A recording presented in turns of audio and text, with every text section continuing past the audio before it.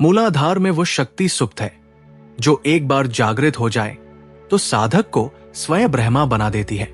कहते हैं हर मनुष्य के भीतर एक अग्नि सुलग रही है, एक शक्ति सो रही है। ये शक्ति नारी स्वरूप है, सर्प के समान है, अग्नि है और स्वयं मां आदिशक्ति का ही रूप है। परंतु ये शक्ति शांत, मौन, कुंडली मारे बैठी रहती है। परंतु जब यही शक्ति जागृत होती है तो चक्रों को भेदती हुई सुषुम्ना नाड़ी में ऊपर चढ़ती है और साधक की चेतना ब्रह्मा से एकाकार हो जाती है। ये कोई सामान्य रहस्य नहीं, ये कुंडलिनी उपनिषद का दिव्य विज्ञान है, जहां शरीर नहीं, सूक्ष्म शरीर साधना का क्षेत्र है, जहां श्वास नहीं, प्राण का संचालन महत्वपूर्ण है, जहां योगासन नहीं, आत्म जागरण ही साधना का ध्येय है। सनातनी इतिहास के इस विशेष आध्यात्मिक अध्याय में आज हम उस गूढ़ उपनिषद के भीतर उतरेंगे जो योगियों के हृदय में वास करता है और ब्रह्मा को जानने की राह दिखाता है। तो चलिए आरंभ करते हैं कुंडलिनी उपनिषद की वो रहस्यमयी यात्रा, जहां ब्रह्मचर्य, प्राणायाम और ध्यान की अग्नि में तप कर साधक स्वयं परब्रह्म हो जाता है। कुंडलिनी उपनिषद की गूढ़ शिक्षाओं का आरंभ योग की सूक्ष्म प्रक्रिया और नाड़ी तंत्र के रहस्य से होता है। वहीं उसके भीतर छिपा दिव्य संकेत ये भी है कि ये संपूर्ण ज्ञान केवल ग्रंथों में नहीं, स्वयं शिव की वाणी में भी प्रकट हुआ है। जिस रहस्य को उपनिषद शास्त्रबद्ध करते हैं उसी का आलोक भगवान शिव ने मां पार्वती को दिव्य संवाद के रूप में दिया था। अब प्रस्तुत है वही पौराणिक संवाद जिसमें शिव ने मां पार्वती को कुंडलिनी शक्ति का महागूढ़ रहस्य उजागर किया। यह बहुत प्राचीन समय की बात है, जब धरती पर न रजोगुण की चंचलता फैली थी, न तमोगुण की गहराइयां, केवल सत्व ही सत्व था। सब और दिव्यता की लहरें थी। ऐसे शुद्ध सात्विक काल में हिमालय के उत्तुंग शिखरों पर, जहां वायु भी मंद गति से बहती थी, कैलाश पर्वत की शांत गोद में आदि योगी भगवान शंकर ध्यानमग्न विराजमान थे। उस परम ध्यान की महाशांति को केवल एक ही नारी की उपस्थिति भंग कर सकती थी। वे थी स्वयं शक्ति स्वरूपा मां पार्वती। वे कोई सामान्य स्त्री नहीं, स्वयं प्रकृति थी, आदिशक्ति थी, शिव की अर्धांगिनी और साथ ही शिव की अनंत चेतना को स्पर्श करने की योगिनी भी। उस दिन एक सहज भाव में, भक्ति पूरित वाणी में मां पार्वती ने शिव से वो प्रश्न पूछ लिया जो युगों युगों से साधकों के हृदय में कौंधता आया है। उन्होंने कहा, नाथ, आप योगेश्वर हैं, आप त्रिपुरासुर का संहार करने वाले हैं, समस्त तंत्रों और मंत्रों के मूल स्रोत हैं। आप ही वो अनादि शक्ति है जिनके ध्यान मात्र से आत्मा ब्रह्मा रूप हो जाती है। मुझे बताइए, वो कौन सा रहस्य है जो आत्मा को ब्रह्मा से जोड़ता है? वो कौन सी शक्ति है जो इस नश्वर शरीर में होते हुए भी अमृतत्व का स्पर्श देती है? ऐसा क्या है जो सीमित मानव को असीम ब्रह्मा बना देता है? भगवान शंकर की जटाओं में लिपटा चंद्रमा उस क्षण और अधिक प्रज्वलित हो उठा। उनके अधरों पर एक मंद मुस्कान फैल गई, मानो पार्वती का यह प्रश्न उनके अंतर की उस गहराई को स्पर्श कर गया हो जिसे अब तक किसी ने छुआ ही न था। वे कुछ क्षण चुप रहे। वो मौन कोई सामान्य मौन न था, वो स्वयं उत्तर था, क्योंकि शिव का मौन भी वाणी से अधिक मुखर होता है। फिर वे धीरे से बोले, उमा, ये रहस्य न तो वेदों में स्पष्ट कहा गया है, न उपनिषदों में प्रत्यक्ष प्रकट हुआ है। ये इतना सूक्ष्म है कि शब्द भी इसे छू नहीं सकते। ये वो सत्य है जिसे केवल अनुभव किया जा सकता है। परंतु तुम्हारे अनुराग, तुम्हारी भक्ति और तुम्हारे तप से प्रसन्न होकर मैं तुम्हें ये महागूढ़ तत्व बताता हूं। सुनो, ये शक्ति तुम्हारे ही भीतर है, ये शक्ति तुम ही हो और यही है कुंडलिनी। जैसे किसी सोए हुए पर्वत के भीतर से कोई चुपचाप ज्वाला उठे, वैसे ही इस वाक्य ने मां पार्वती को भीतर से झंकृत कर दिया। उनके नेत्रों में एक अद्भुत जिज्ञासा कौंध उठी। उन्होंने ध्यान से देखा, भगवान शिव अब एक गूढ़ रहस्य को प्रकट करने की स्थिति में। वे धीरे धीरे बोले, हर प्राणी के मूलाधार चक्र में एक सर्पिणी के समान सर्पाकार शक्ति सुप्त अवस्था में निवास करती है। यही शक्ति जीवन की मूल बीज शक्ति है। यही वह चेतना है जो संपूर्ण शरीर को ऊर्जा से भर देती है। इसका स्वरूप अग्नि के समान है, पर यह अग्नि जला नहीं देती। ये चेतना की उस अलौकिक अग्नि का रूप है जो अज्ञान को भस्म कर देती है। यही शक्ति, जिसे कुंडलिनी कहते हैं, साधक के भीतर सोई रहती है, और जब वह संयम, प्राणायाम, ध्यान और ब्रह्मचर्य से उसे जागृत करता है, तब यह शक्ति मूलाधार से उठकर सुषुम्ना नाड़ी में प्रवेश करती है और सहस्रार चक्र तक पहुंच जाती है, जहां स्वयं मैं पूर्ण ब्रह्मा रूप शिव विराजमान हूं। मां पार्वती चकित हो उठीन, नाथ, क्या यह शक्ति प्रत्येक प्राणी में होती है? उन्होंने जिज्ञासा से पूछा। शिव ने उत्तर दिया, हां देवी। ब्रह्मा ने जब सृष्टि की रचना की तो उन्होंने ये निर्णय किया कि जीव मात्र को केवल बाह्य जगत तक सीमित न किया जाए। उन्होंने ये शक्ति, ये अमृत स्वरूप देवी शक्ति हर जीव में सुप्त रूप से छिपा दी, ताकि वे साधना, तप और भक्ति के माध्यम से उसे जागृत करें और अपने भीतर छिपे ब्रह्मा को पहचान सकें। ये कोई सामान्य शक्ति नहीं, ये स्वयं आदि शक्ति है। ये तुम ही हो। ये तुम्हारा ही सौम्य और तीव्र रूप है, सुप्त अवस्था में प्रतीक्षा करती हुई। इसी को योग शास्त्र में कुंडलिनी कहते हैं। उस क्षण मां पार्वती की दृष्टि केवल भगवान शिव पर नहीं थी। वे अपने भीतर झांक रही थी। वे देख रही थी कि उनकी स्वयं की सत्ता, उनका समग्र अस्तित्व इस रहस्य से जुड़ा है। ये कोई बाहरी ज्ञान नहीं था, ये एक जागरण था। वे अब समझने लगी थी कि वे स्वयं शक्ति है, और शक्ति का परम लक्ष्य है शिव में विलीन हो जाना। शिव जो सहस्रार में स्थित है, जो अनादि और अनंत है, जो पूर्ण ब्रह्मा है, और जिनका आलिंगन पाने के लिए ये संपूर्ण प्रकृति सदैव चेष्टा करती रही है। शिव बोले, जब कोई साधक अपने जीवन में योग के पथ पर चलता है, जब वो वासना को त्याग कर आत्म संयम अपनाता है, जब उसका मन एकाग्र होता है, तब उसकी प्राण शक्ति स्थिर होती है। वो प्राण शक्ति जब सुषुम्ना नाड़ी में प्रवेश करती है, तब वो कुंडलिनी को स्पर्श करती है। वो शक्ति जो मूलाधार में कुंडली मारे बैठी होती है, तब जागृत हो उठती है। ये जागरण कोई सामान्य जागृति नहीं, ये आत्मा का ब्रह्मा में प्रवेश है। जैसे अग्नि जल को उष्ण करती है, वैसे ही ये शक्ति साधक के समस्त चक्रों को स्पर्श करती हुई ऊपर चढ़ती है। स्वाधिष्ठान, मणिपूरक, अनाहत, विशुद्ध, आज्ञा और अंततः सहस्रार तक पहुंचती है, जहां शिव निर्गुण और सगुण दोनों रूपों में स्थित है। और उस क्षण, वो क्षण मोक्ष का क्षण होता है। मां पार्वती अब मौन थी। वे सुन नहीं रही थी, वे अनुभव कर रही थी।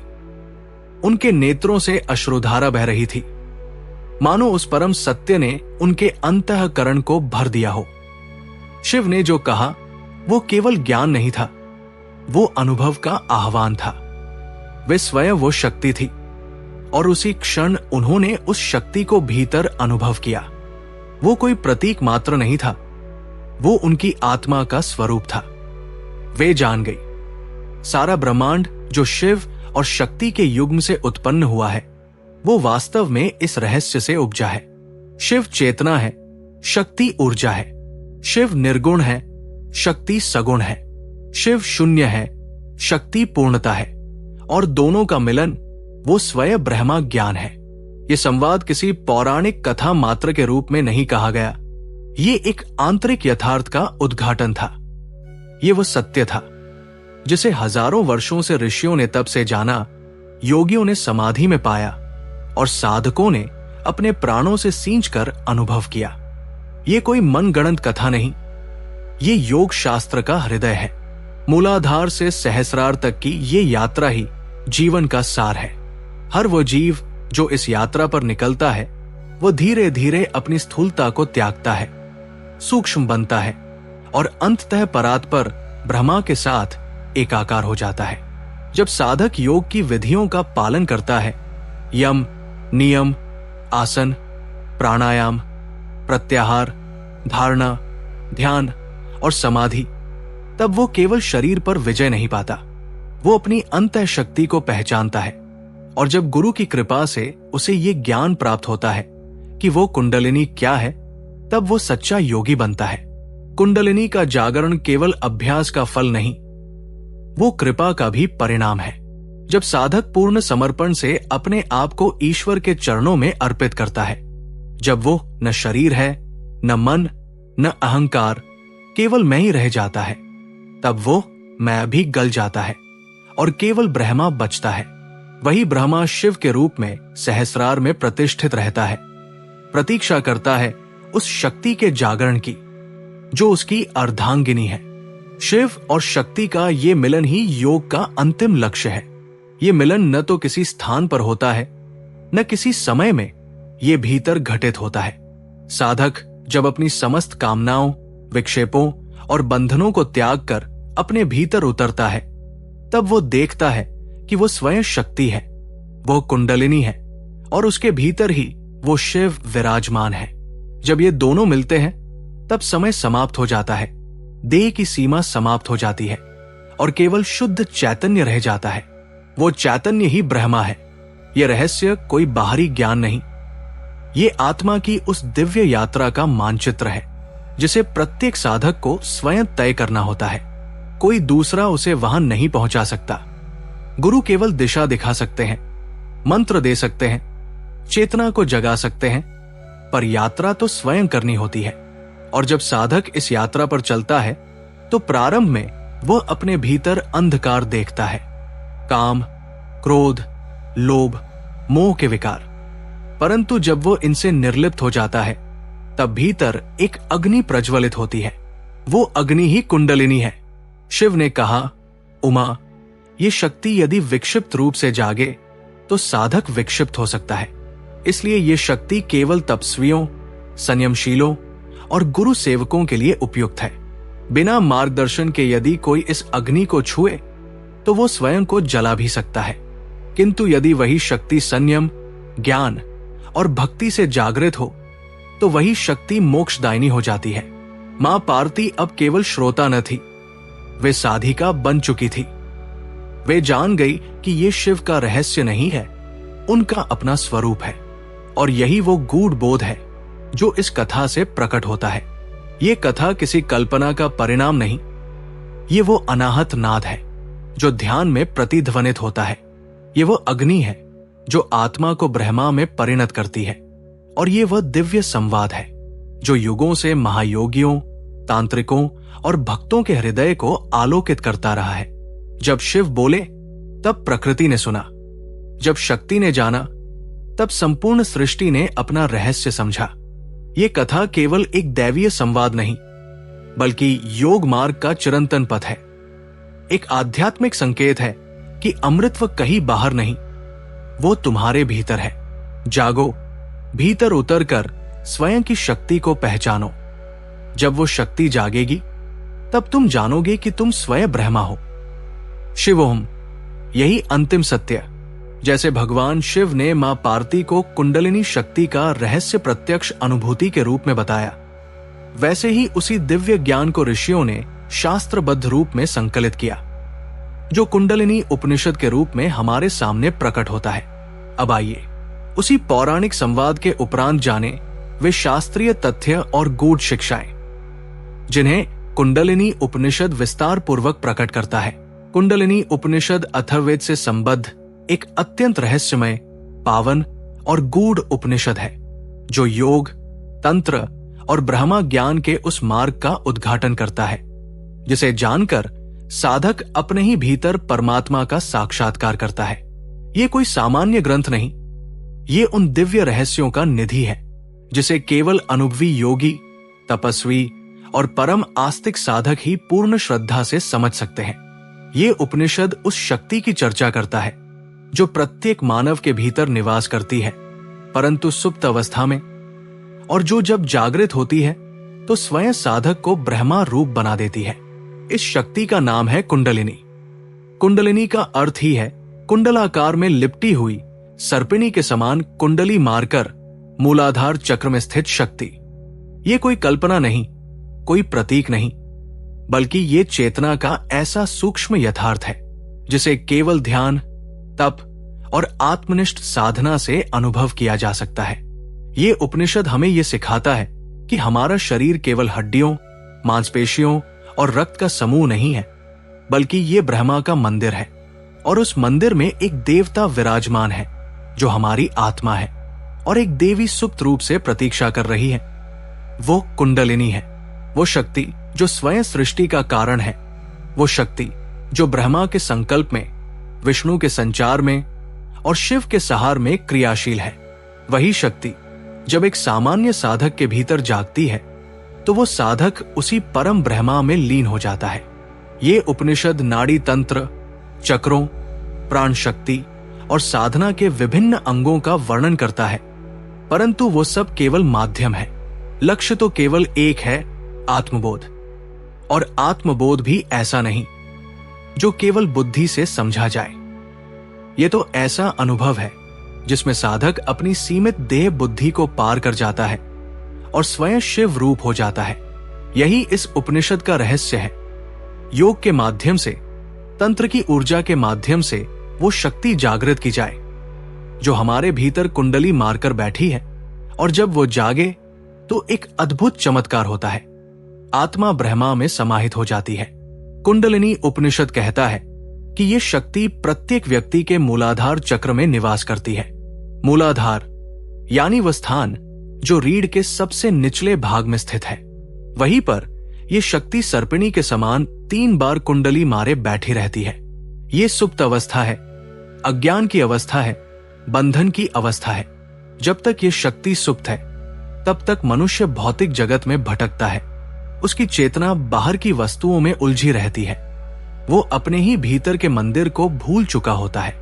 परंतु जब वो साधक बनता है, जब वो यम, नियम, आसन, प्राणायाम, धारणा, ध्यान और अंततः समाधि के पथ पर आगे बढ़ता है, तब वो अपने भीतर के सूक्ष्म मार्ग को खोलता है, और वही मार्ग है सुषुम्ना नाड़ी।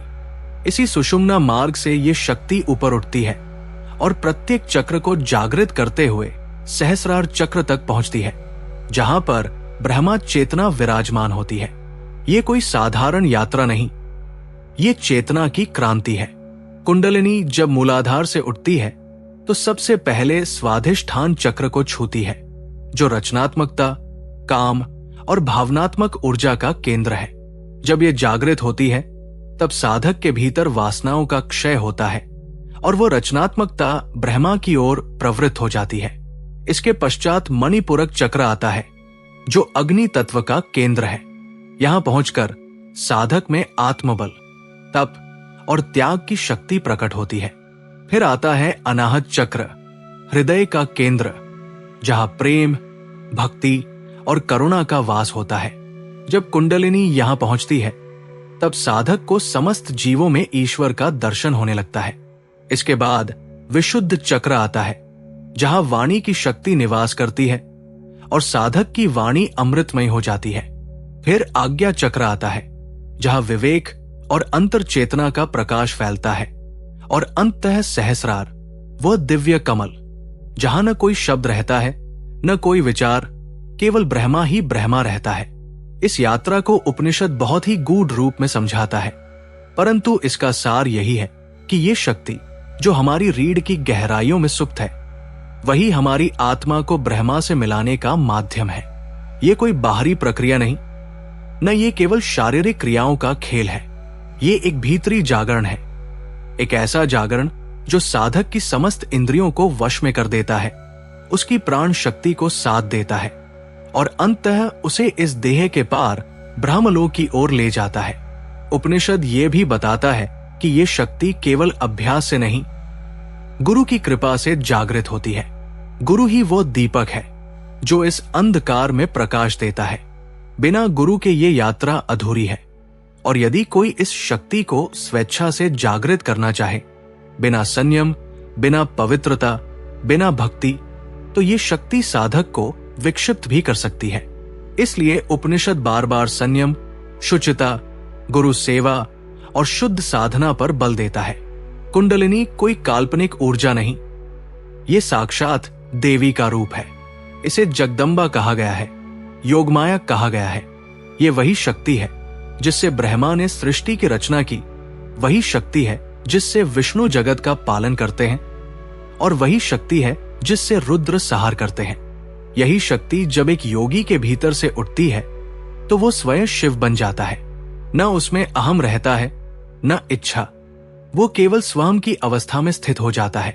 उपनिषद के अनुसार इस शक्ति का जागरण 2 प्रकार से होता है। एक तो क्रमशः योग अभ्यास के द्वारा, और दूसरा कृपा से, जब गुरु मंत्र और ईश्वर की कृपा से ये शक्ति अचानक प्रकट हो जाती है। परंतु दोनों ही मार्गों में एक ही बात अनिवार्य है, पवित्रता। बिना शुद्ध जीवन के ये शक्ति जागे तो भी स्थिर नहीं रह सकती। इसलिए उपनिषद ये भी कहता है, ब्रह्मचर्य विना न सिद्धति, ब्रह्मचर्य के बिना सिद्धि नहीं। ब्रह्मचर्य, संयम, ध्यान, भक्ति और त्याग, यही वो सीढ़ियां है जिससे कुंडलिनी जागृत होती है और साधक ब्रह्मा की ओर आरोहण करता है। इस उपनिषद में वर्णित साधना के विविध अंग, प्राणायाम, नाड़ी शोधन, मुद्रा, बंध, ध्यान और समाधि, सबका एक ही लक्ष्य है, भीतर की उस सुप्त देवी को जगा देना। और जब वो जागती है तब साधक के भीतर प्रकाश फैलता है, दिव्य ध्वनियां सुनाई देती है, अनाहत नाद, और शरीर में दिव्य रस प्रवाहित होता है। साधक उस परम आनंद को अनुभव करता है जिसे शब्दों में कहना संभव नहीं। वो जानता है, अब मैं वही हूं जो सदा से था। न जन्म है न मरण, केवल ब्रह्मा की अखंड सत्ता है। कुंडलिनी उपनिषद न केवल यह दर्शाता है कि योग एक साधना है, वो ये भी बताता है कि योग स्वयं एक उपासना है, शक्ति की उपासना। ये उपनिषद शिव और शक्ति के मिलन का मार्ग है, चेतना और ऊर्जा का योग है। जब साधक कुंडलिनी को जागृत करता है तो वो अपनी प्राण शक्ति को शिव के चरणों में समर्पित करता है, और वही क्षण है जब शक्ति शिव में लीन होती है। वही मोक्ष है, वही समाधि है। इस प्रकार ये उपनिषद न केवल एक योग ग्रंथ है, ये एक प्रेमपूर्ण संवाद है, आत्मा और परमात्मा के बीच, शक्ति और शिव के बीच। ये बताता है कि हमारी देह में ही वो शक्ति छिपी है जो हमें ब्रह्मा बना सकती है। बस उसे जगाना है, उसे पहचानना है और उसी में लीन हो जाना है। यह रहस्यमयी और गूढ़ कथा जब समाप्त होती है तब उपनिषद हमें सिद्धांत और साधना के उन गहराइयों में ले चलता है जहां केवल श्रद्धा नहीं बल्कि तप, संयम और अभ्यास का मार्ग प्रशस्त होता है। अब हम उन यौगिक साधनाओं की ओर बढ़ते हैं जिन्हें स्वयं कुंडलिनी उपनिषद ने जागरण की अनिवार्य सीढ़ियां बताया है। वे साधनाएं जो आत्मा को शरीर की सीमा से परे ले जाकर ब्रह्मा के साक्षात्कार तक पहुंचा देती है। कुंडलिनी उपनिषद का ये खंड उस यौगिक मार्ग की व्याख्या करता है जो साधक को उसके भीतर स्थित दिव्य शक्ति कुंडलिनी के जागरण की दिशा में ले जाता है। ये कोई सामान्य योगाभ्यास नहीं बल्कि आत्मा को परमात्मा से मिलाने वाली साधना का क्रम है, जहां देह, प्राण, मन और आत्मा सभी को एक सूत्र में बांधकर उस सूक्ष्म ऊर्जा को जागृत किया जाता है जो सहस्रार में स्थित ब्रह्मा से मिलन की क्षमता रखती है। ये मार्ग तप का है, ये समर्पण का है, ये पूर्ण आंतरिक परिष्कार का है। कुंडलिनी उपनिषद इस साधना की शुरुआत आसन से करता है जो कि शरीर और मन की स्थिरता का मूल आधार है। सर्वप्रथम उपनिषद सिद्धासन की महिमा का वर्णन करता है। सिद्धासन केवल एक मुद्रा नहीं, ये योग के परम लक्ष्य की ओर पहला साक्षात कदम है। जब साधक इस आसन में बैठता है तब उसकी रीढ़ की हड्डी सीधी होती है जिससे सुषुम्ना नाड़ी में प्राण का प्रवाह सहज होता है। ये आसन इंद्रियों को वश में करने में सहायक है क्योंकि इसकी स्थिरता के कारण मन भटकता नहीं और चेतना भीतर केंद्रित हो जाती है। शरीर को स्थिर कर लेना आत्म साधना की प्रथम पात्रता है। जैसे कोई दीपक बिना वायु के स्थिर जलता है, वैसे ही साधक का मन जब स्थिर होता है तभी वो अंतर की ज्योति को देख सकता है। इस आसन में बैठकर जब साधक दीर्घ काल तक अभ्यास करता है तब उसका शरीर ध्यान की पात्रता को प्राप्त करता है और वहीं से प्रारंभ होता है प्राण की साधना। प्राणायाम यानी प्राण की गति पर नियंत्रण कुंडलिनी साधना का केंद्रीय स्तंभ है। उपनिषद कहता है कि जब तक प्राण अराजक रूप से एड़ा और पिंगला नाड़ियों में प्रवाहित होते हैं, तब तक चेतना में स्थिरता नहीं आ सकती। नाड़ी शोधन प्राणायाम के माध्यम से साधक पहले अपनी नाड़ियों को शुद्ध करता है। एड़ा, पिंगला और सुषुम्ना, ये 3 प्रमुख नाड़ियां शरीर की ऊर्जा प्रणाली की धुरी है। एड़ा चंद्र स्वरूपा है, वो शीतल है, मन से संबंधित है। पिंगला सूर्य स्वरूपा है, वो उष्ण है, क्रिया से संबंधित है। और सुषुम्ना वो मध्य मार्ग है, जो इन दोनों के संतुलन से खुलती है। जब साधक नाड़ी शोधन करता है गहरे लयबद्ध श्वासों के साथ, तब एड़ा और पिंगला की विक्षिप्तता शांत होती है और प्राण दोनों का समन्वय करके नाभि के क्षेत्र में मणिपुरक चक्र में केंद्रित होता है। यही वो क्षण होता है जब प्राण और अपान एक हो जाते हैं और वहीं से आरंभ होता है कुंडलिनी जागरण का महानतम अवसर। प्राणायाम के विभिन्न स्वरूप नाड़ी शोधन, कुंभक, अनुलोम विलोम, शीतली और शीतकारी साधक को शरीर, प्राण और मन पर गहराई से नियंत्रण देना सिखाते हैं। नाड़ी शोधन से विकार मुक्ति होती है, कुंभक से प्राण को स्थिर किया जाता है, अनुलोम विलोम से दोनों स्वरों का संतुलन बनता है और शीतली शीतकारी से मन शीतल, चित्त प्रशांत होता है। इन प्राणायामों के निरंतर अभ्यास से साधक के भीतर प्राण की ज्योति दीप्त होने लगती है। ये दीप्ति केवल जीवन शक्ति नहीं, ये चेतना की अग्नि है, जिसे योगाग्नि कहा गया है, और इसी अग्नि से कुंडलिनी जागृत होती है। इस प्रक्रिया में अगला महत्वपूर्ण अंग है मुद्रा और बंध। कुंडलिनी साधना केवल शरीर या श्वास पर नियंत्रण नहीं, वो ऊर्जाओं की अंतरयात्रा की प्रक्रिया है। बंधों के माध्यम से साधक अपनी ऊर्जा को नीचे की दिशा से रोककर ऊपर की ओर उन्मुख करता है। मूल बंध, ये बंध मूलाधार चक्र को जागृत करने का प्रमुख साधन है।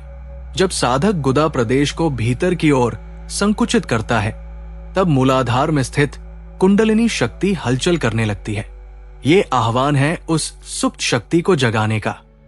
ये बंध न केवल शक्ति को जागृत करता है, बल्कि उसे नीचे की ओर प्रवाह से रोककर ऊपर की दिशा में प्रेरित करता है। इसके पश्चात आता है उड्डयन बंध। ये बंध नाभि क्षेत्र पर कार्य करता है। जब साधक श्वास को बाहर निकालकर पेट को भीतर की ओर खींचता है, तब प्राण मणिपुरक चक्र से ऊपर की दिशा में गतिमान होता है। ये बंध साधक की ऊर्जाओं को केंद्र की ओर लाता है और उससे भीतर की ज्वाला प्रज्वलित होती है। इस बंध का निरंतर अभ्यास चेतना को न केवल स्थिर करता है, बल्कि भीतर तप की यज्ञ जलाता है, जो कुंडलिनी के मार्ग को प्रशस्त करती है। फिर आता है जालंधर बंध। ये बंध कंठ को झुकाकर थोड़ी को वक्ष स्थल से लगाकर किया जाता है। इसका उद्देश्य है ऊर्जा को सहस्रार की दिशा में स्थिर करना। जब यह बंद किया जाता है, तब मन की चंचलता शांत होती है और ब्रह्मरंध्र की ओर प्राण का प्रवेश सहज होता है। ये बंध एक प्रकार का ताला है, जिससे ऊर्जा व्यर्थ बाहर नहीं निकलती, बल्कि सहस्रार की ओर संकेंद्रित होती है। इन तीनों बंधों को जब एक साथ किया जाता है, तब वो स्थिति उत्पन्न होती है जिसे महाबंध कहते हैं, और महाबंध से ही महाजागरण का आरंभ होता है। ये साधना कोई बाहरी क्रिया नहीं, बल्कि ऊर्जा की भीतरी यात्रा है। ये युक्तियां केवल शरीर को मोड़ने की नहीं, ऊर्जा को ऊपर खींचने की विधियां है, जिनके द्वारा साधक अपने भीतर की उस देवी को जगा सकता है जो मूलाधार में प्रतीक्षा कर रही है। इन शारीरिक और प्राणात्मक साधनाओं के बाद आता है ध्यान और धारणा का योग। ये उपनिषद कहता है कि जब तक मन चंचल है, तब तक कुंडलिनी मार्ग असंभव है। ध्यान ही वो माध्यम है जिससे साधक भीतर के चक्रों पर एकाग्र होता है। उपनिषद ध्यान की प्रक्रिया को आज्ञा चक्र से आरंभ करने की बात कहता है, क्योंकि आज्ञा चक्र ही वह द्वार है जो सहस्रार से पूर्व का अंतिम केंद्र है। ये चक्र दोनों भ्रूमध्यों के बीच स्थित है, और जब साधक यहां ध्यान करता है, तब उसके भीतर दिव्य प्रकाश की झलक प्रारंभ होती है। ध्यान कोई विचार नहीं, न कोई प्रयास। ध्यान वो मौन है जिसमें साधक स्वयं को खो देता है। वो अपना नाम, रूप, विचार, संकल्प सब कुछ भूलकर केवल उस शक्ति पर केंद्रित होता है जो भीतर सोई है। वो शक्ति जब साधक की प्रामाणिकता, श्रद्धा और भक्ति से स्पंदित होती है, तब वो हलचल करती है, हिलती है, और जैसे कोई लहर समुद्र के भीतर से उठती है, वैसे ही कुंडलिनी सुषुम्ना में प्रवेश करती है। उसके पश्चात साधक प्रत्येक चक्र पर ध्यान करता है। स्वाधिष्ठान, मणिपूरक, अनाहत, विशुद्ध और अंत में सहस्रार। हर चक्र पर साधक केवल ध्यान नहीं करता, वो वहां स्थित देवी को प्रणाम करता है, उसकी आराधना करता है। प्रत्येक चक्र ऊर्जा का एक मंदिर है और उसमें एक विशेष देवी विद्यमान है। उनके ध्यान से साधक अपने भीतर की सत्ता को जागृत करता है। ध्यान से प्राण स्थिर होता है, प्राण से चित्त निर्मल होता है, और जब चित्त पूर्ण रूप से शुद्ध होता है तब ब्रह्मा का साक्षात्कार संभव होता है। यह संपूर्ण प्रक्रिया कुंडलिनी उपनिषद में अत्यंत आदरपूर्वक, अनुशासन पूर्वक और क्रमशः वर्णित है। यह कोई सामान्य अभ्यास नहीं, यह दिव्यता का स्पर्श है, एक यज्ञ है जिसमें साधक अपने अहंकार की आहुति देता है और आत्मा के रूप में पुनर्जन्म लेता है। यह यात्रा बाह्य नहीं, केवल अंतर यात्रा है, जहां साधक को न किसी मंदिर की आवश्यकता है, न किसी मूर्ति की, क्योंकि उसका शरीर ही मंदिर है, चक्र ही वे देवता है, और कुंडलिनी ही वह देवी है जो सबको अपने आलोक से प्रकाशित करती है। ये मार्ग कठिन है, लेकिन उसी अनुपात में दिव्य भी है। कुंडलिनी उपनिषद साधक को यह स्मरण कराता है कि वह कोई सीमित प्राणी नहीं, बल्कि ब्रह्मा का ही प्रतिबिंब है, और ये शक्ति उसी के भीतर सुप्त है। आवश्यकता है केवल विश्वास की, भक्ति की, गुरु कृपा की और नित्य साधना की। जब साधक इन योग साधनाओं में स्थिर हो जाता है, जब उसका मन न विक्षिप्त होता है न आकर्षित, जब वो केवल उस दिव्य मिलन की अभिलाषा में तपता है, तब कुंडलिनी अपने आप जागृत होती है, और जब वो जागती है तब भीतर की समस्त सीमाएं टूट जाती है।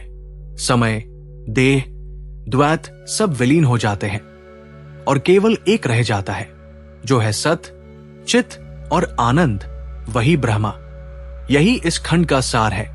साधक के भीतर की सुप्त देवी को जगाने के लिए उपनिषद जो योग मार्ग देता है वो पूर्ण है, पवित्र है और ब्रह्मा साक्षात्कार की ओर ले जाने वाला है। ये साधना केवल शरीर को नियंत्रित करने की नहीं, आत्मा को शिव के आलिंगन में ले जाने की है, और जो इस मार्ग पर चलता है वो निश्चित ही उस ब्रह्मानंद का अनुभव करता है, जहां कोई दुख नहीं, कोई मृत्यु नहीं, केवल चैतन्य की नित्य लहरें हैं। इन यौगिक साधनाओं द्वारा जब साधक का शरीर, मन और प्राण पूर्णतः शुद्ध और संतुलित हो जाता है, तब वो उस क्षण के समीप पहुंचता है जहां योग केवल अभ्यास नहीं, अनुभव बन जाता है। अब उपनिषद उस दिव्य रहस्य को प्रकट करता है जिसमें बताया गया है कि ये कुंडलिनी शक्ति कैसे जागती है, किस सूक्ष्म प्रक्रिया से वो सुप्त अवस्था से उठकर ब्रह्मरंध्र तक की दिव्य यात्रा प्रारंभ करती है। बहुत प्राचीन काल से योग की साधना में कुंडलिनी शक्ति का स्थान सर्वोच्च माना गया है। ये शक्ति न तो केवल शारीरिक है, न ही मात्र मानसिक। ये वो सूक्ष्म, रहस्यमयी और दिव्य ऊर्जा है जो प्रत्येक प्राणी के भीतर सुप्त अवस्था में स्थित है। एक ऐसी अग्नि जो यदि जागृत हो जाए तो आत्मा को परमात्मा से एक कर सकती है। शास्त्रों और उपनिषदों ने इस कुंडलिनी को उस सोई हुई देवी के रूप में वर्णित किया है जो मूलाधार में सर्पाकार रूप से कुंडली मारकर बैठी है। जब साधक अपने जीवन की समस्त इच्छाओं, वासनाओं और सांसारिक बंधनों से ऊपर उठकर मन को स्थिर कर श्वास की गति को नियंत्रित करता है, तब ये शक्ति जागने लगती है। ये कोई सामान्य प्रक्रिया नहीं, अपितु ये ब्रह्मा की ओर चलने वाली तीव्र अग्नि है जो साधक के संपूर्ण अस्तित्व को बदल देती है। कुंडलिनी उपनिषद में वर्णित ये सूक्त, यदा प्राण अपानच संयोज्य नाभिस्ले ततः कुंडलिनी शक्ति जागृता याति। जब साधक प्राण और अपान को नाभि के समीप संयोजित करता है, तब कुंडलिनी शक्ति जागृत होती है। केवल एक श्लोक नहीं, ये एक महापद का उद्घाटन है। जब साधक प्राण जो ऊर्ध्वगामी है और अपान जो अधोगामी है को साध कर नाभि के समीप एकत्र करता है तो वहां एक विशेष प्रकार की यौगिक अग्नि प्रकट होती है। ये अग्नि बाह्य अग्नि नहीं है, ये वो आंतरिक ऊर्जा है जो साधक के भीतर जागृत होने की प्रतीक्षा कर रही होती है। जैसे दो विपरीत दिशाओं से बहती नदियां जब संगम पर मिलती है तो वहां एक नया प्रवाह उत्पन्न होता है, उसी प्रकार जब प्राण और अपान नाभस्थल पर मिलते हैं तब उस संगम से एक दिव्य चेतना फूट पड़ती है और वही चेतना कुंडलिनी जागरण की शुरुआत करती है। कुंडलिनी शक्ति सुषुम्ना नाड़ी में प्रवेश करती है। ये नाड़ी कोई भौतिक नस नहीं बल्कि अत्यंत सूक्ष्म ऊर्जा मार्ग है जो रीढ़ की हड्डी के भीतर स्थित है। ये मार्ग बंद पड़ा रहता है जब तक कि साधक मन को शुद्ध न कर ले, अहम को त्याग न दे और इंद्रियों को वश में न कर ले। सुषुम्ना के द्वार तभी खुलते हैं जब चित्त स्थिर हो, वासना शांत हो और प्राणायाम की सिद्धि हो जाए। ये वही मार्ग है जिससे होकर आत्मा ब्रह्मा के साक्षात्कार तक पहुंचती है। जब कुंडलिनी इस मार्ग में प्रवेश करती है तो वो क्रमशः एक एक चक्र को भेदती है। मूलाधार से शुरू होकर स्वाधिष्ठान, मणिपुरक, अनाहत, विशुद्ध, आज्ञा और अंत में सहस्रार तक। प्रत्येक चक्र में वो ऊर्जा नए नए रूपों में अनुभव होती है, कभी अग्नि बनकर, कभी प्रकाश बनकर, कभी आनंद की तरंगों में डूबकर और कभी दिव्य नाद के रूप में। यह प्रक्रिया कोई तात्कालिक घटना नहीं है, ये साधना की दीर्घ, कठिन और तपस्वी यात्रा है।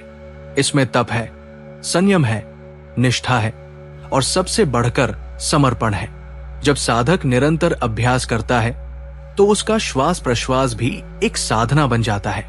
वो केवल वायु नहीं लेता बल्कि हर श्वास के साथ परमात्मा का नाम, हर प्रश्वास के साथ आत्मा की शुद्धि करता है। जब प्राणायाम पूर्ण रूप से सिद्ध हो जाता है तो साधक जानने लगता है कि उसका प्राण और अपान कैसे चल रहा है, कैसे उन्हें संयोजित किया जाए और कैसे उन्हें नाभि स्थल पर लाकर एकाकार किया जाए। वो जानता है कि नाभि केवल शारीरिक अंग नहीं, वो अग्निकुंड है जहां आत्मा की अग्नि जल सकती है और उसी अग्नि में भस्म हो सकती है समस्त अज्ञान की धूल। जब वो क्षण आता है जब प्राण और अपान का संयोग होता है तब साधक भीतर से एक भयंकर कंपन अनुभव करता है। उसकी रीढ़ में जैसे कोई बिजली दौड़ती है, उसके चित्त में एक गहरी नाद गूंजती है और शरीर के प्रत्येक रोम में चेतना भर जाती है। वो कोई सामान्य अनुभव नहीं होता, वो उस महासागर की पहली तरंग होती है जो सहस्रार तक जाकर सब कुछ शांत कर देती है। यही वो क्षण है जब कुंडलिनी शक्ति सुषुम्ना में प्रविष्ट होकर ऊपर की ओर चढ़ना आरंभ करती है। कुंडलिनी जब चक्रों को भेदती है तो प्रत्येक चक्र पर एक नया अनुभव होता है। मूलाधार पर वो साधक के जीवन में स्थिरता और आत्मविश्वास भरती है। स्वाधिष्ठान पर वो कामनाओं की शुद्धि करती है। मणिपुरक पर वो इच्छा की अग्नि को तप की अग्नि में बदलती है। अनाहत पर वो हृदय को प्रेम और करुणा से भर देती है। विशुद्ध पर वो वाणी को मंत्रमय और शुद्ध बनाती है। आज्ञा पर वो अंतः चक्षु खोलती है और सहस्रार पर वो ब्रह्मानंद में विलीन हो जाती है। ये कोई मानसिक कल्पना नहीं, ये साक्षात अनुभूति होती है जिसे योगी शब्दों में नहीं कह सकता, केवल मौन में जी सकता है। जब कुंडलिनी सहस्रार तक पहुंचती है तो साधक की चेतना अपने सीमित अस्तित्व से उठकर ब्रह्मा की अनंत सत्ता में विलीन हो जाती है। वो जान लेता है अह ब्रह्मास्मि सोहम शिवोहम। वहां न शरीर रहता है, न मन, न अहंकार, न द्वैत, केवल एक परिपूर्ण, अचल, असीम, चिरानंदमय अनुभव शेष रह जाता है। यही वो अंतिम अवस्था है जिसका नाम समाधि है, जहां कुंडलिनी शक्ति शिव से एक हो जाती है।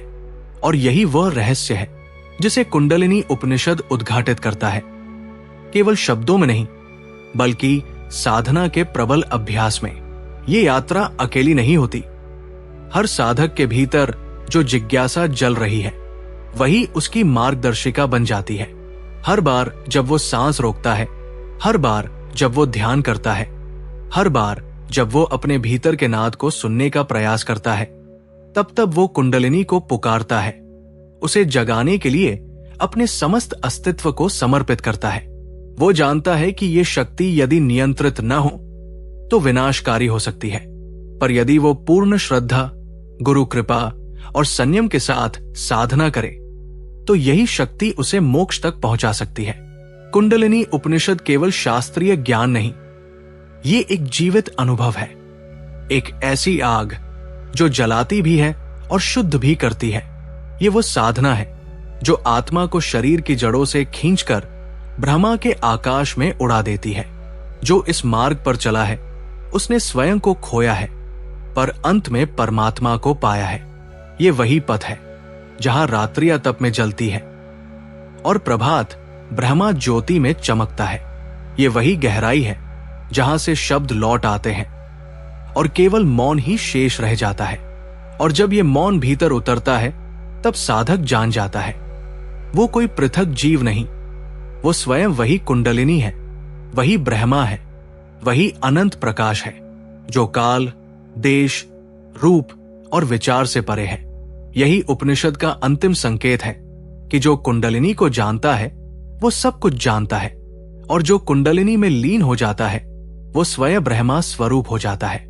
इससे पहले कि साधक सहस्रार की दिव्यता में विलीन हो, यह आवश्यक है कि वह उन सातों चक्रों की सूक्ष्म गति और उनमें जागरण के चिन्हों को भली भांति समझे, क्योंकि कुंडलिनी की यात्रा इन्हीं चक्रों को भेदते हुए पूर्णता की ओर अग्रसर होती है। इन समस्त प्रक्रियाओं का फल तब प्रकट होता है जब साधक द्वारा अनवरत योग अभ्यास से चक्रों के भीतर स्थित ऊर्जाएं जागृत होकर एक दिव्य लय में प्रति संक्रिय होती है। अब उपनिषद उस प्रबल रहस्य का विमोचन करता है जिसमें सप्त चक्रों की भूमिका और उनके जागरण के लक्षण संकेत रूप में व्यक्त किए गए हैं। आइए उस दिव्य यात्रा को गहराई से समझते हैं। मूलाधार चक्र ये सप्त चक्रों का आधार है, वो मूल धुरी जिसके बिना ये जीवन मशीन कार्य नहीं कर सकती। इसकी विशेषता है अस्तित्व की जड़ता, उस घनीभूत शक्ति का केंद्र जिसमें साधक का अस्तित्व प्रबल होता है। जब कुंडलिनी इस चक्र को स्पर्श करती है तब साधक को भीतर कंपन अनुभव होता है, मानो रीढ़ की हड्डी में कोई स्फूर्ति भर गई हो। शरीर में गर्मी फैलती है, मौन सुधाओं में एक अधोमुखी ऊर्जा का संचार होता है। ये गर्मी कोई बाहरी ताप नहीं, वो अंतर ज्योति की लपट है जो अज्ञान के अंधेरे को जलाकर प्रकाश कर देती है। जैसे जैसे जागरण आगे बढ़ता है, स्वाधिष्ठान चक्र का क्रम आता है। ये भावनाओं, इच्छा शक्तियों और रचनात्मक शक्ति का केंद्र है। जब कुंडलिनी यहां से गुजरती है तब साधक को स्वप्न नियंत्रण में प्रवीणता मिलती है। स्वप्नों से कथा जुड़ जाती है और वो स्वप्नों के माध्यम से अंदर की गहराइयों से जुड़ जाता है। साधक स्वप्नों को केवल देखने का आनंद नहीं पाता, वो उनको समझने और नियंत्रित करने में समर्थ हो जाता है। भावनाएं जो कभी अधूरी, असंतुलित लगती थी, वे प्रेम, रचना और ऊर्जा की मुद्रा में बदल जाती है। फिर मणिपुर चक्र पर जागरण आता है, वो अग्नि चक्र, इच्छा शक्ति, आत्मबल और तप का केंद्र। जब कुंडलिनी शक्ति यहां से उठती है तब साधक में तेजस्वीता की अनुभूति आती है। उसकी इच्छा शक्ति चरम पर होती है। वो अपना लक्ष्य निर्धारित कर उसमें निश्चय पूर्वक अग्रसर होता है। चिंताएं धारित होती है, भय और अनिश्चय पिघलते हैं। वो जान लेता है कि उसकी मार्ग प्रेरणा का स्रोत उसका अंतः प्रकाश है, न कि बाहरी परिस्थिति। इसके बाद अनाहत चक्र का दृश्य खुलता है, हृदय का वो सुंदर मंदिर जहां प्रेम और करुणा बसती है। जब कुंडलिनी इसकी सीमा को भेदती है तब साधक बस प्रेम ही महसूस करता है, बिना किसी स्वार्थ के, बिना किसी अपेक्षा के। उसकी आत्मा मर्मस्पर्शी होती है और वो सभी प्राणियों में शिव का प्रतिबिंब देखता है। उसकी करुणा दिव्य हो जाती है, वो दुखी को दुख से मुक्त करने का माध्यम बन जाता है। उसकी भक्ति प्रत्यक्ष और निस्वार्थ होती है। विशुद्ध चक्र, वाणी का केंद्र जब जागृत होता है तब साधक विभूतिप्रद शब्द बोलने लगता है। उसकी भाषा में शक्ति होती है, वो जैसे शब्दों के माध्यम से ऊर्जा संचारित कर सकता है। वाणी उसका वो माध्यम बन जाती है जिससे सुनने वालों को आध्यात्मिक प्रेरणा और चेतना की अनुभूति हो। वो बोलता नहीं, उसकी वाणी खुद बोलती है। आज्ञा चक्र का अंतर्ज्ञान, वो दिव्य दृष्टि जब जागृत होती है तब साधक को ऐसा अनुभव होता है जैसे उसने अंदर से सभी परतों को पार कर लिया। वो बुद्धिहीन नहीं रहता, वो बोध संपन्न हो जाता है। उसे भीतर की गहराइयों का और ब्रह्मा आलोक का दर्शन होता है। वो वस्तुओं को सिर्फ देखता नहीं बल्कि उनके रहस्यों को भी भेदता है। और अंततः सहस्रार चक्र, वो ब्रह्मा ज्ञान का दिव्य स्रोत। जब कुंडलिनी वहां पहुंचती है तब साधक समाधि में प्रवेश करता है। संतुलन की वह स्थिति जिसमें आत्मा और परमात्मा अविभाज्य हो जाते हैं। वहां शब्द, रूप, समय और स्थान सभी लुप्त हो जाते हैं। केवल एक अनुभव, एक प्रकाश, एक आनंद शेष रह जाता है। वो प्रलय नहीं अपितु अविभाज्य प्रकाश का अनुभव करता है। यही अद्वैत की अनुभूति है, जहां साधक जान लेता है कि मैं ब्रह्मा हूं, शिवोहम। ये 7 चक्रों की दिव्य यात्रा केवल शाब्दिक प्रक्रिया नहीं, ये अनुभव यज्ञ है। एक यज्ञ जिसमें तपस्या, भक्ति, गुरु शरण और साधना की अग्नि में आत्मा तपती है, शुद्ध होती है और दिव्य स्वरूप को प्राप्त करती है। यही है कुंडलिनी उपनिषद का सार। चक्रों के माध्यम से चेतना की ऊंची उड़ान जो द्वैत को लुप्त कर एकात्म चेतना की अनुभूति प्रदान करती है।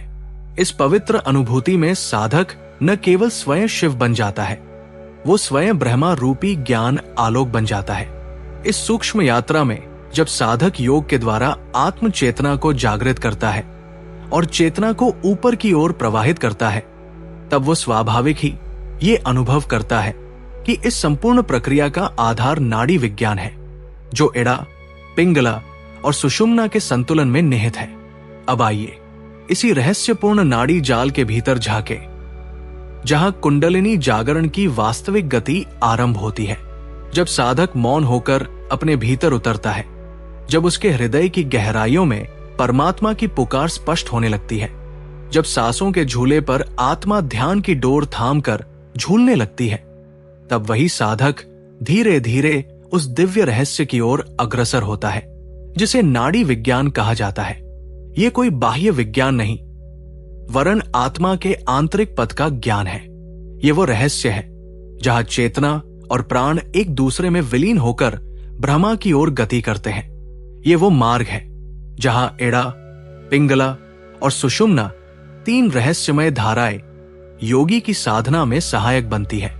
एक चंद्र की शीतलता लिए, दूसरी सूर्य की उष्णता लिए और तीसरी उस निराकार ब्रह्मा की सीधी ओर ले जाने वाली सीढ़ी बन जाती है। नाड़ियां केवल देह में प्रवाहित वायु मार्ग नहीं है, वे चेतना के स्रोत है, अध्यात्म की दिशा है और आत्म साक्षात्कार का सजीव साधन है। प्राचीन काल में जब ऋषि मुनि घने वनों में शांति की गहराइयों में उतरकर समाधि में लीन होते थे, तब वे इन 3 मुख्य नाड़ियों के रहस्य को अनुभव के स्तर पर जानते थे। उन्होंने देखा कि शरीर में केवल मांस और रक्त नहीं प्रवाहित हो रहे हैं, अपितु एक सूक्ष्म शक्ति है जो शरीर के प्रत्येक तंतु को चेतना देती है। यही सूक्ष्म शक्ति, जिसे प्राण कहा गया, विभिन्न मार्गों से चलती है और उसका मूल आधार है नाड़ी तंत्र। इनमें एड़ा, पिंगला और सुषुम्ना को ही प्रधान बताया गया है। इन तीनों नाड़ियों की संरचना शरीर के मेरुदंड में है, परंतु ये संरचना स्थूल नहीं, सूक्ष्म है, जिसे केवल ध्यान की आंखों से देखा जा सकता है, अनुभव से जाना जा सकता है। एड़ा नाड़ी बाई ओर प्रवाहित होती है और उसे चंद्र नाड़ी कहा गया है। इसका संबंध मन से है, भावनाओं से है, शीतलता और शांति से है। जब साधक ध्यान में जाता है और मन की तरंगों को स्थिर करता है, तब ये नाड़ी प्रबल होती है। वो रात की नीरवता में जैसे चंद्रमा अपनी शीतल चांदनी से समस्त विश्व को शांत कर देता है, वैसे ही एड़ा नाड़ी साधक के भीतर स्थित द्वंद्व और अशांति को पिघलाती है। ये नाड़ी मन के सूक्ष्मतम तल तक जाकर उसे नियंत्रित करती है, विनम्र बनाती है और अंततः भावनाओं को शुद्ध कर भक्ति की दिशा में मोड़ देती है।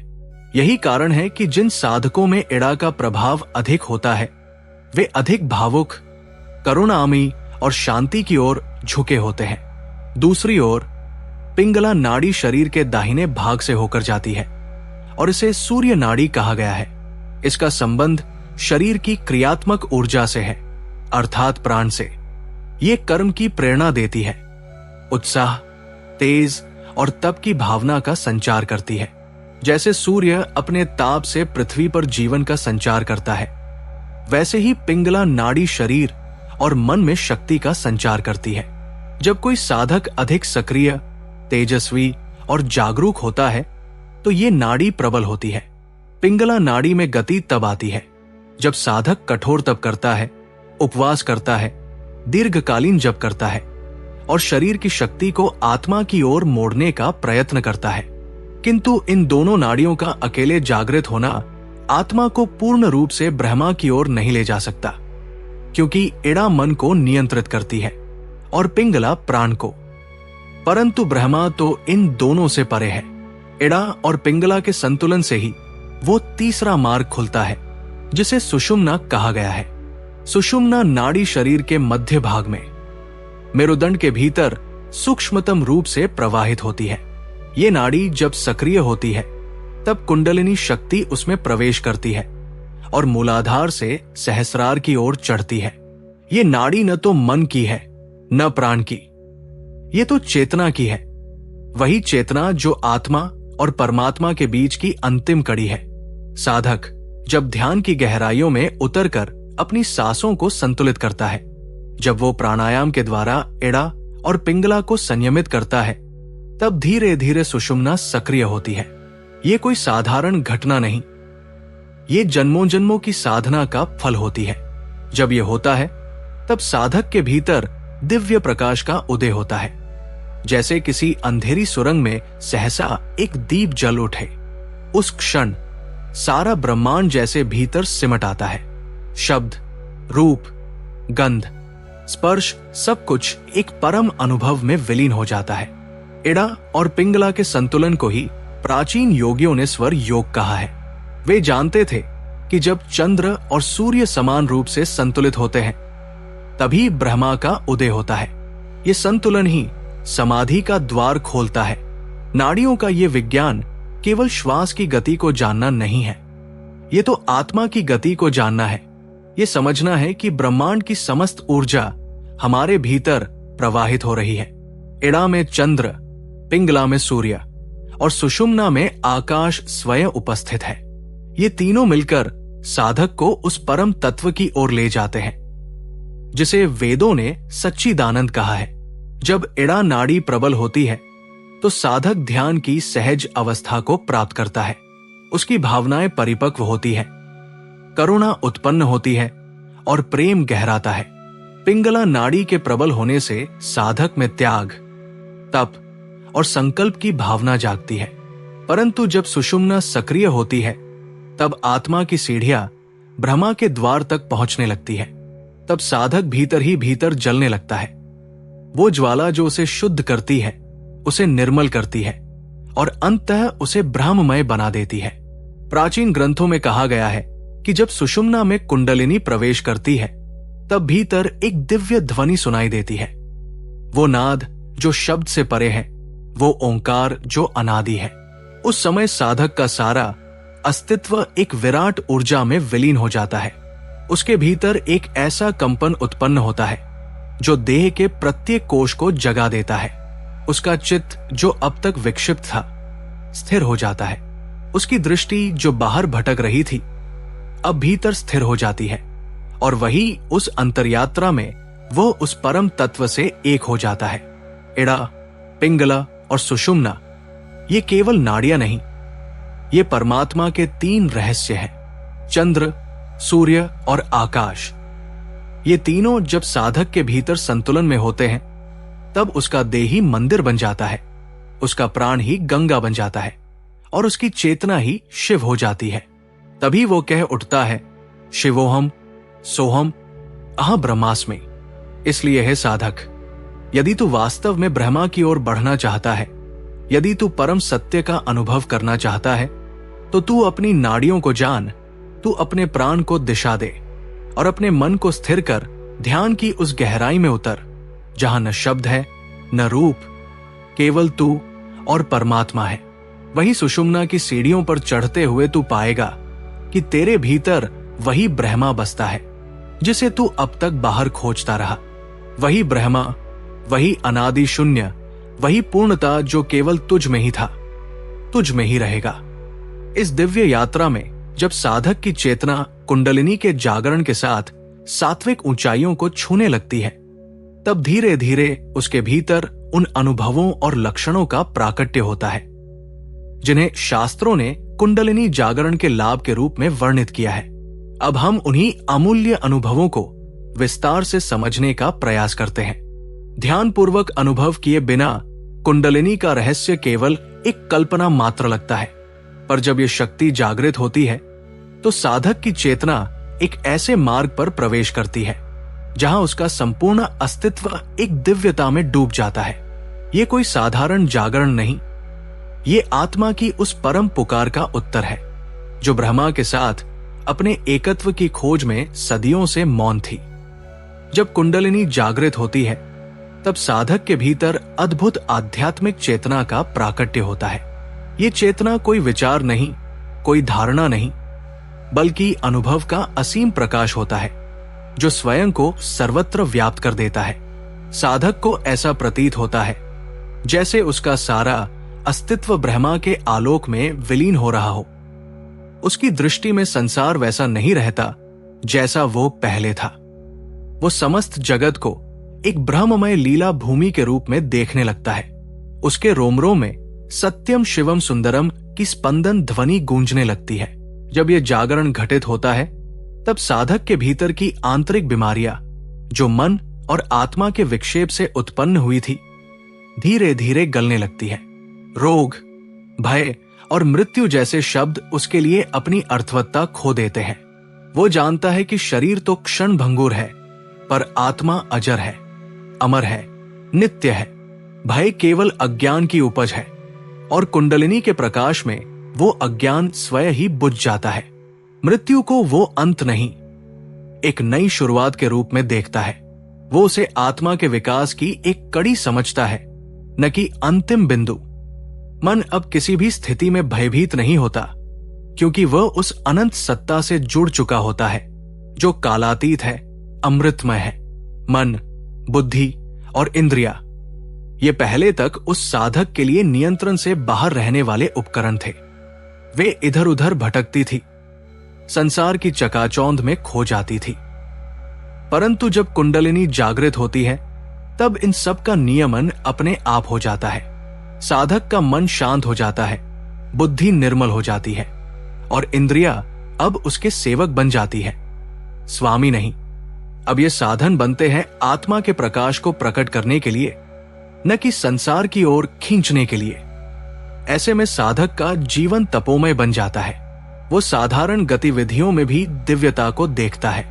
उसकी आंखें केवल भौतिक वस्तुएं नहीं देखती, बल्कि उनके भीतर छिपी ब्रह्मा सत्ता को अनुभव करती है। कुंडलिनी के जागरण से साधक को दिव्य दृष्टि प्राप्त होती है। ये दृष्टि कोई अलौकिक शक्ति मात्र नहीं होती, ये उस अंतर्ज्ञान का प्राकट्य है जो सत्य को उसके मूल स्वरूप में देखता है। ये दृष्टि केवल आंखों से नहीं, आत्मा से देखती है। वो हर ध्वनि में ओंकार की अनुगूंज को सुनता है, हर दृश्य में ब्रह्मा के रूपों को देखता है, हर स्पर्श में आत्मा की तरंगों को महसूस करता है। ये दृष्टि आत्मा की दृष्टि है जो स्थूल से सूक्ष्म और सूक्ष्म से परात्पर ब्रह्मा तक की यात्रा करती है। इसी दिव्य दृष्टि से वो सर्वं खलविद ब्रह्मा, ये सब ब्रह्मा ही है, का साक्षात अनुभव करता है। ये अनुभव कोई दर्शन शास्त्र की परिभाषा नहीं, ये अनुभूति का महान सागर है जिसमें समर्पित साधक डूबता है। वो जान जाता है कि ये संपूर्ण जगत, प्रत्येक कण, प्रत्येक जीव, सभी उसी एक ब्रह्मा के विभिन्न रूप है। अब वो किसी को पराया नहीं मानता, किसी को तुच्छ नहीं समझता। वो प्रत्येक प्राणी में अपने प्रभु को देखता है। जब वो किसी वृक्ष को देखता है तो उसमें जीवन की दिव्यता देखता है। जब किसी जलधारा को देखता है तो उसमें शिव की गंगा देखता है। जब किसी मनुष्य को देखता है तो उसमें आत्मा के उसी तेज को देखता है जो स्वयं उसके भीतर भी उजागर हो चुका है। उसकी दृष्टि अब द्वैत से मुक्त हो चुकी होती है। वो अब मैं और तू में भेद नहीं करता, वो केवल एकता देखता है, अद्वैत। इस चेतना के जागरण से साधक की वाणी मधुर हो जाती है, उसका आचरण सात्विक हो जाता है और उसका जीवन एक जीवित उपनिषद बन जाता है। वो अब स्वयं ग्रंथ नहीं पढ़ता, बल्कि स्वयं एक ग्रंथ बन जाता है जिसे देखकर दूसरों की आत्मा भी स्पंदित होने लगती है। उसके स्पर्श में औषधि का प्रभाव होता है, उसकी मुस्कान में शांति की गंगा बहती है और उसके मौन में ब्रह्मा की वाणी प्रकट होती है। वो जो कुछ भी करता है वो केवल सेवा होती है, क्योंकि उसमें अब स्व नाम की कोई परिभाषा नहीं बचती। ये सब कुंडलिनी के जागरण से होता है। जब सुसुप्त शक्ति जागकर सहस्रार तक पहुंच जाती है, ये जागरण किसी क्रियाकलाप मात्र से नहीं आता। ये तब आता है जब साधक निष्काम भाव से, शुद्ध निष्ठा से, गुरु के आशीर्वाद से और भगवत में पूर्ण समर्पण से साधना करता है।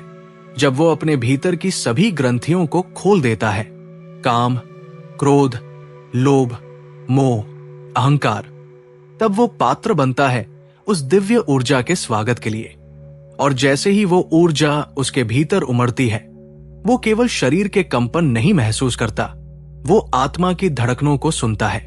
उसकी प्रार्थना अब शब्दों में नहीं होती, वो अब मौन में आराधना करता है, मौन में शिव का अभिषेक करता है। ऐसे साधक को संसार में जीते हुए भी संसार नहीं बांधता। वो रागद्वेष से परे, सुख दुख से परे, जीवन मरण से परे होकर केवल ब्रह्मा की इच्छा में समर्पित रहता है। उसकी उपस्थिति भी दूसरों में चेतना को जागृत करने वाली होती है। वो कोई उपदेश नहीं देता, पर उसका मौन ही उपदेश बन जाता है। उसके नेत्रों की झलक ही समाधि का द्वार खोल देती है और उसके चरणों की धूल ही तीर्थ बन जाती है। यह है कुंडलिनी जागरण के लाभ। परंतु ये लाभ केवल व्यक्तिगत नहीं होते, ये सार्वभौम होते हैं। ऐसे साधक जब पृथ्वी पर जन्म लेते हैं तो वे पूरे युग का कल्याण करते हैं। वे केवल आत्मा की मुक्ति नहीं, अपितु जनमानस के उद्धार का साधन बनते हैं।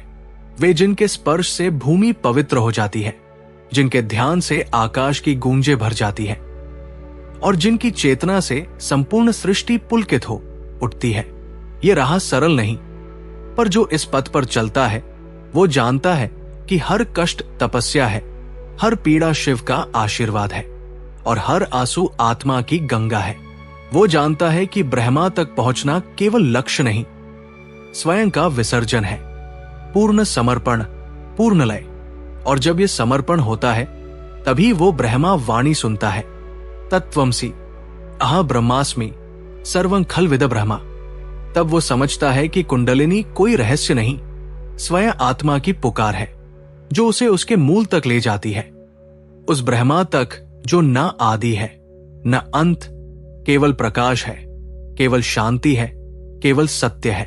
जहां कुंडलिनी जागरण के चमत्कारी लाभ साधक को दिव्य चेतना की ओर ले जाते हैं, वही योग की चरम अवस्था, ब्रह्मा साक्षात्कार, उस जागरण की पूर्णता है जिसके बिना मुक्ति की प्राप्ति असंभव है, जैसा कि उपनिषद उद्घोष करता है। बहुत प्राचीन काल से ही भारत की तप संस्कृति में आत्मबोध और ब्रह्मा साक्षात्कार को जीवन का परम लक्ष्य माना गया है। उपनिषदों की वाणी, वेदों की ध्वनि और ऋषियों के अनुभव हमें बार बार इस तथ्य की ओर संकेत करते हैं कि मनुष्य देह केवल सांसों का यंत्र नहीं, बल्कि ब्रह्मा की अनुभूति के लिए एक मंदिर है। इस मंदिर के भीतर छिपी शक्ति, जिसे कुंडलिनी कहा गया है, वो जीवात्मा की निद्रित अवस्था में पड़ी हुई ब्रह्मा शक्ति है, जो जागने पर समस्त चेतना को ब्रह्मा से जोड़ देती है। कुंडलिनी उपनिषद इसी महान शक्ति का रहस्य उद्घाटन करता है। ये उपनिषद केवल योग के आसनों या प्राणायाम की शारीरिक व्याख्या नहीं है, ये आत्मा की अग्नि जागरण यात्रा का एक रहस्यमय मार्ग है, जहां चेतना की 7 सीढ़ियां पार कर साधक उस परम तत्व तक पहुंचता है जिसे न वाणी पकड़ सकती है, न मन अनुमान कर सकता है। साक्षात मुक्ति वापन्नो नान विधिना क्वचित, साक्षात मुक्ति केवल कुंडलिनी जागरण से ही प्राप्त होती है, अन्य किसी विधि से नहीं। उपनिषद का यह कथन स्पष्ट करता है कि केवल कुंडलिनी जागरण ही मुक्ति का मार्ग है। इसके अतिरिक्त कोई अन्य मार्ग नहीं जो जीवात्मा को ब्रह्मा से मिलवा सके। कितनी गहन है यह घोषणा। यह उपनिषद हमें यह नहीं कहता कि ज्ञान से, नहीं केवल भक्ति से और न ही कर्म से अकेले कोई मोक्ष पा सकता है, बल्कि यह उद्घोष करता है कि जब तक वो चेतना जो मूलाधार में सुप्त पड़ी है जागकर सुषुम्ना के मार्ग से सहस्रार तक नहीं जाती, तब तक साक्षात मुक्ति नहीं। ये वही स्थिति है जिसे ब्रह्मा साक्षात्कार कहते हैं। और ब्रह्मा साक्षात्कार कोई कल्पनाओं में गढ़ा गया शब्द नहीं, बल्कि ये आत्मा का प्रत्यक्ष मिलन है अपने परम स्रोत से। उपनिषद बार बार इस बात पर बल देता है कि ब्रह्मा का ज्ञान ग्रंथों से नहीं, अनुभव से आता है। वो केवल आंतरिक साधना से स्फुरित होता है। कुंडलिनी उपनिषद कहता है कि जब तक साधक अपने भीतर की सूक्ष्म नाड़ियों, विशेषतः सुषुम्ना को शुद्ध नहीं कर लेता, तब तक वो चेतना का आरोहण संभव नहीं। शुद्धि के लिए यम, नियम, आसन, प्राणायाम, प्रत्याहार, धारणा, ध्यान और अंत में समाधि का क्रम अत्यंत आवश्यक है। जब साधक लगातार प्राण को मध्य पथ सुषुम्ना में प्रवाहित करता है, तब वो शक्ति जागने लगती है। वो शक्ति जो सर्प की भांति कुंडलिनी के आकार में मानी गई है, धीरे धीरे ऊपर उठती है और एक एक चक्र को भेदती हुई अंततः ब्रह्मरंध्र में प्रवेश करती है। वहां पहुंचकर वो शक्ति आत्मा को ब्रह्मा से मिला देती है। ये योग की चरम अवस्था है। इस स्थिति में साधक का अहम लुप्त हो जाता है। वहां न करता रहता है, न भोक्ता, न इंद्रिय संवेदना, न काल का बोध। वहां केवल ब्रह्मा की अनुभूति होती है, अनिर्वचनीय, अवर्णनीय और अमूर्त। किंतु इस रहस्यमय मार्ग में बिना गुरु के प्रवेश करना मानो अग्नि में कूदना है। कुंडलिनी उपनिषद स्पष्ट रूप से चेतावनी देता है कि बिना गुरु की शरण में गए यदि कोई इस शक्ति को जागृत करने का प्रयास करता है, तो वो स्वयं को मानसिक, शारीरिक और आध्यात्मिक संकट में डाल सकता है।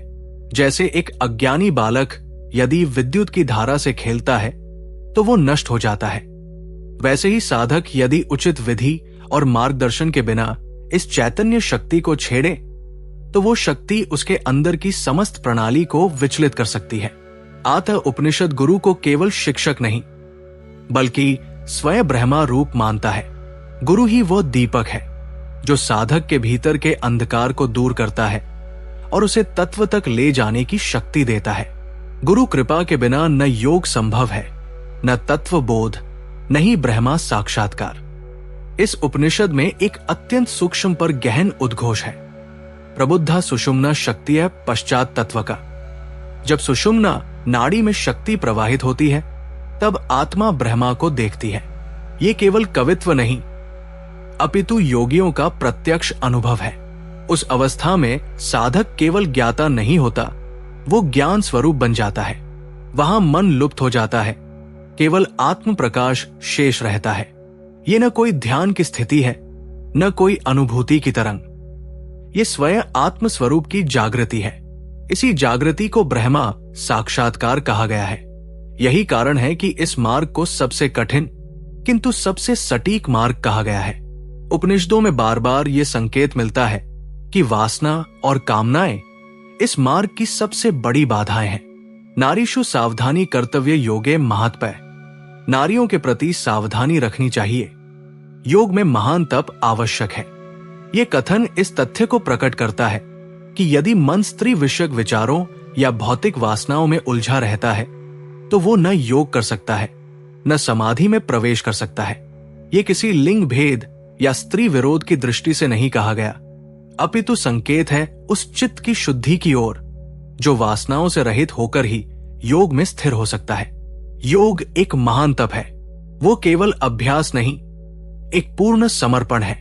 इस मार्ग में साधक को अपने प्रत्येक कर्म, विचार और भावना को तप की अग्नि में होम करना होता है। वो न अपने शरीर को प्रिय मानता है, न मन को। वो केवल आत्मा का पथिक बन जाता है। कुंडलिनी उपनिषद इस बात पर विशेष बल देता है कि योग कोई व्यायाम नहीं, ये एक अग्नि जागरण है। जब साधक प्राण शक्ति को नियंत्रित कर सूक्ष्म नाड़ियों में प्रवाहित करता है, तब शरीर के भीतर एक आंतरिक ताप उत्पन्न होता है। ये ताप योगाग्नि कहलाता है। ये अग्नि मन के विकारों को जलाती है, इंद्रियों के बंधनों को तोड़ती है और आत्मा को मुक्त करती है। यही कारण है कि ये उपनिषद योग को तंत्र से जोड़ता है, क्योंकि तंत्र ही वह मार्ग है जो शक्ति को जागृत करता है। ये कोई अंधविश्वास या गूढ़ता नहीं, बल्कि एक प्रयोगात्मक विज्ञान है। तंत्र में कहा गया है कि शिव बिना शक्ति के शव है और शक्ति बिना शिव के अंधी है। इसलिए जब शक्ति कुंडलिनी जागकर शिव सहस्रार में प्रवेश करती है, तभी पूर्णता आती है। ये मिलन ही ब्रह्मा साक्षात्कार है। इस उपनिषद के संदेश को यदि कोई शब्दों में समेटना चाहे तो संभव नहीं। ये ग्रंथ केवल पढ़ने या सुनने के लिए नहीं, अनुभव करने के लिए है। इसकी प्रत्येक पंक्ति साधक को उसके भीतर की यात्रा की ओर प्रेरित करती है। यह हमें सिखाता है कि आत्मा कोई कल्पना नहीं, बल्कि एक जीवित शक्ति है जिसे स्वयं अनुभव किया जा सकता है। ये शक्ति हमारी रीढ़ के मूल में सुप्त पड़ी है, और जब वो जागती है तो जीवन का प्रत्येक क्षण दिव्यता से भर उठता है। उस स्थिति में न कोई द्वंद्व रहता है, न कोई संशय। वहां केवल अहं ब्रह्मास्मि का दिव्य प्रकाश फैला होता है। इसलिए कुंडलिनी उपनिषद न केवल योग का सार है, बल्कि तंत्र का विज्ञान और ब्रह्मा का द्वार भी है। ये उपनिषद हमें केवल मुक्त करने के लिए नहीं, अपितु आत्मा को उसकी परम स्थिति में प्रतिष्ठित करने के लिए मार्गदर्शक बनता है। इसमें कोई दिखावा नहीं, केवल साधना है। कोई प्रचार नहीं, केवल आत्मानुभूति है। जो साधक इस मार्ग पर चलता है, वो धीरे धीरे शब्दों से परे चला जाता है और अंततः उस स्थिति में पहुंचता है जिसे निर्वाण कहा गया है। वो निर्वाण न शून्य है, न अनुपस्थिति, वो ब्रह्मा की पूर्ण उपस्थिति है। वही अंतिम लक्ष्य है, वही योग की चरम अवस्था है। जो शक्ति बाहर खोजी जाती है, वो असल में भीतर ही सोई होती है, और जब वो जागती है तो साधक स्वयं ब्रह्मा स्वरूप हो जाता है। आज हम सभी ने उस उपनिषद के रहस्यमय द्वार को खटखटाया है, जिसके भीतर न तो केवल योग है, न तंत्र, बल्कि चेतना का वो अदृश्य मार्ग है जो मानव को देवत्व की ओर ले जाता है। कुंडलिनी उपनिषद कोई साधारण ग्रंथ नहीं, ये एक आह्वान है अपने भीतर की शक्ति को पहचानने का, अपने जीवन को एक साधना में बदलने का। क्योंकि जब हम स्वयं को जान लेते हैं तो जान लेते हैं पूरा ब्रह्मांड। जब हम कुंडलिनी को जागृत करते हैं तो हमारी देह, मन और आत्मा तीनों दिव्यता के दीप से प्रकाशित हो उठते हैं। सनातन धर्म हमें केवल पूजा नहीं, बल्कि साधना की पराकाष्ठा सिखाता है, और कुंडलिनी उपनिषद वही साधना है जो हमें आत्मा से परमात्मा तक पहुंचाती है। आइए इस दिव्य ग्रंथ की शिक्षाओं को अपने जीवन में आत्मसात करें, साधना करें, संयम अपनाएं और उस शक्ति को जगा दें जो अनादि काल से हमारे भीतर मौन बैठी है। इसी दिव्य कामना के साथ हमारा ये आध्यात्मिक प्रसंग यही पूर्ण होता है। आपके अपने चैनल सनातनी इतिहास से हम फिर लौटेंगे एक और दिव्य रहस्य, एक और उपनिषद, एक और आत्मिक यात्रा लेकर। जय श्री आदिशक्ति, जय योगेश्वर महादेव, जय सनातन धर्म, जय सनातनी इतिहास।